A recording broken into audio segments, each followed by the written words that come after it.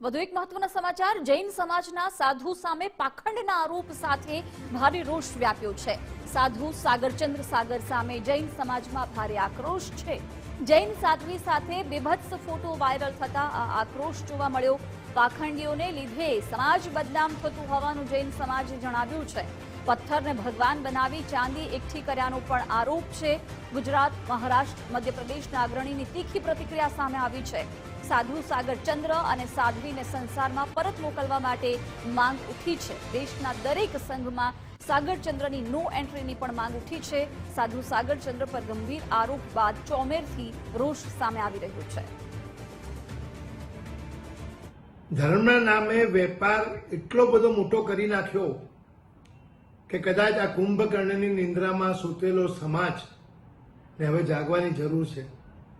સાધુ વેશની અંદર સાધ્વીજીઓ સાથે દુષ્કર્મ કરનાર આ સાધુને બચાવનારાઓને પણ વિનંતી છે કે આને જલ્દીથી કપડાં પહેરીને સંસારમાં મોકલો।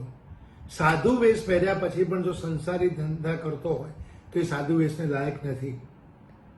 આજ મુંબઈ ગોવા હાઈવે પર પાર્શ્વપુરમની જગ્યા તીર્થ બનાવવાના નામે એનો એક મોટો 88 અડ્ડો તૈયાર થઈ રહ્યો હતો। આ સાગરચંદ્ર સાગર ને 18 એકર જમીન એક ધર્મપ્રેમી બિલ્ડરે ફ્રી આપી એની ઉપર 108 ડેરી બનાવવાના નામે કરોડો રૂપિયા સમાજમાંથી ભેગા કરી દીધા। સાગરમાંથી નીકળેલો એક પથ્થર પોતાના નામે સાગર પાર્શ્વનાથ ભગવાન નામ આપીને એ પથ્થરને નામે કેટલાય કિલો ચાંદી અને એકઠી કરી નાખી। બસ ધર્મને ધંધો બનાવી દીધો અને એને સાથ આપનારા જેણે પણ ચાતુર્માસ કરાવ્યું છે, જેણે પણ રૂપિયા ભેગા કરવામાં સાથ આપ્યો એની પણ તપાસ થવી જોઈએ। જે ન કરવાનું કામ એ પવિત્ર મહાવીર સ્વામીનો સાધુ વેશ ધારણ કરી અને એક સાધુ વેશ ધારણ કર્યા બાદ પોતાની આત્માનું કલ્યાણ કરવું અને ત્યારબાદ 25મો તીર્થંકર સંઘનું કલ્યાણ કરવું પણ આ મહારાજ સાહેબ કહેવાને એક લાયક નથી।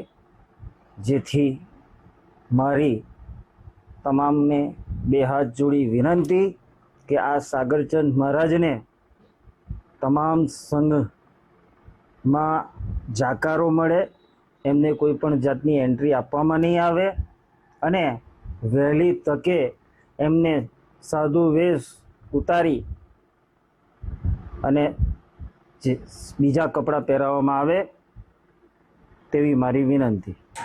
મારા સાહેબના આવા કૃત્યો જીન શાસનને નહીં શોધે। આ જીન શાસનનો ઘોર અપમાન છે ને આ આવી રીતે કરશે તો અમારો ધર્મ કઈ દિશામાં જશે? અમારા ધર્મનો જીન શાસનનો શું ઇમ્પેક્ટ રહેશે? સાગરચંદ્ર સાગર મારા સાહેબ।